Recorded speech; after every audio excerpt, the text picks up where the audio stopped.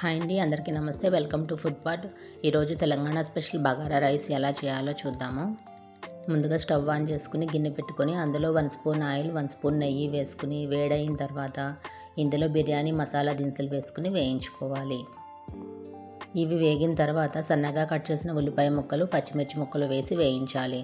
ఇందులో 1 స్పూన్ అల్లం వెల్లుల్లి పేస్ట్ కూడా వేసుకుని వేయించాలి.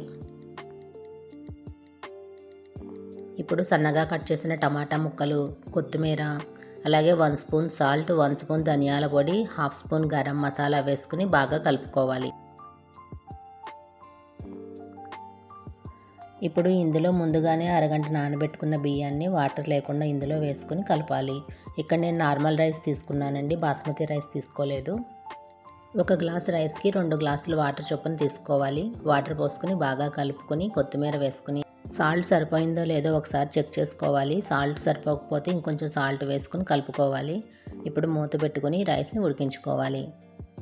ఇప్పుడు ఎంతో టేస్టీ అయిన Telangana special bagara rice ready అయిందండి.